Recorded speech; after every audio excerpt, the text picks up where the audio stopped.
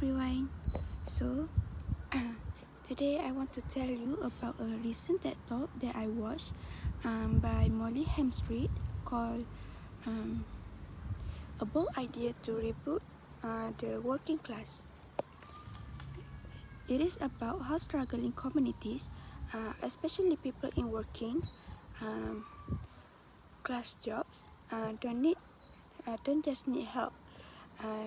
They need big change in how things are built. What is value and how work is respected? Molly begins by pointing out that many communities feel left behind. Industries that used to support whole towns have closed or moved away. Jobs that pay well are now rare. People are now working more hours but often earning less or doing multiple low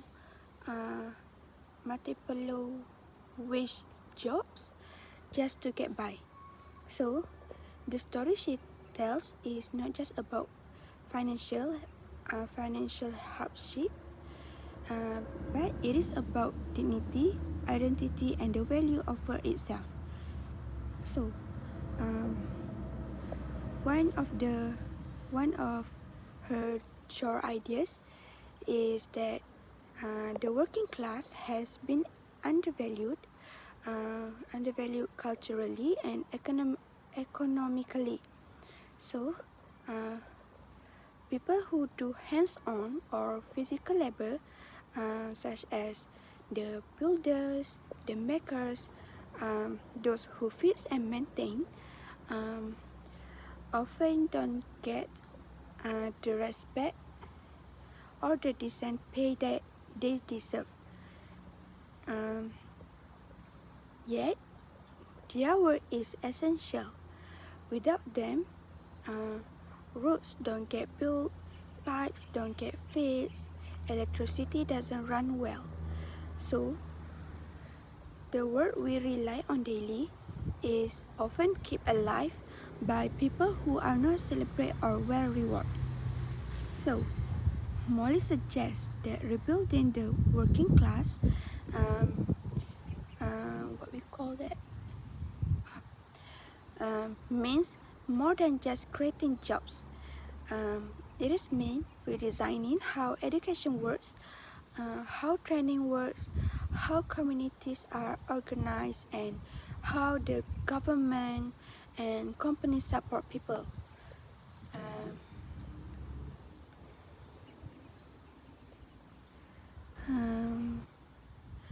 For example,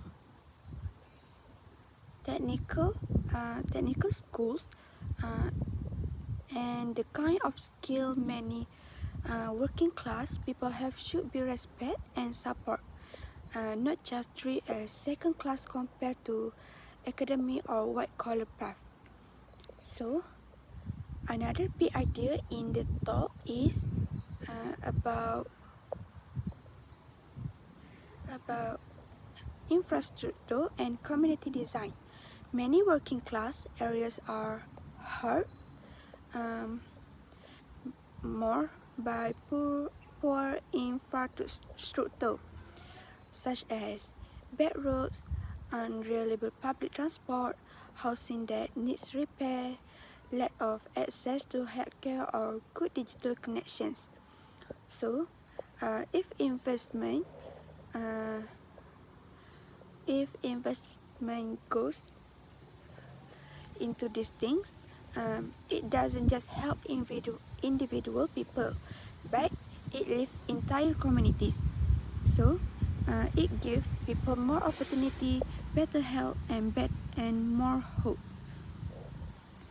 Other than that, Molly also talks about policy and how governments and corporations can play a role, not just with money, but with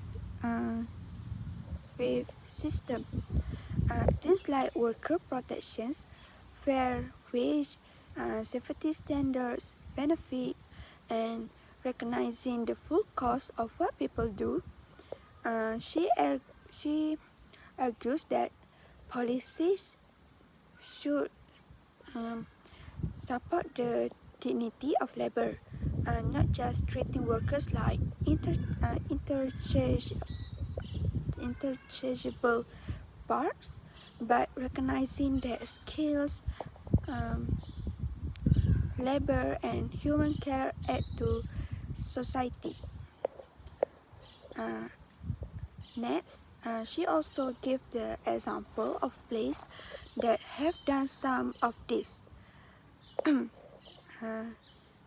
Maybe a town that built uh, apprenticeship programs tied closely to local industries or investment in transit so the workers can get the jobs. Or and she also talks about the programs that support people moving into skilled trades rather than all the focus being on college only. So these examples show that change is possible when people commit to valuing what has been undervalued.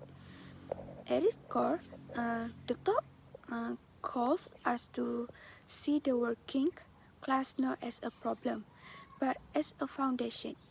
The things working class people do is building, creating, maintaining, uh, and caring.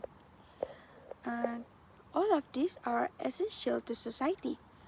So, rebuilding means recognizing that foundation, investing in it, respecting it, and designing systems that support it.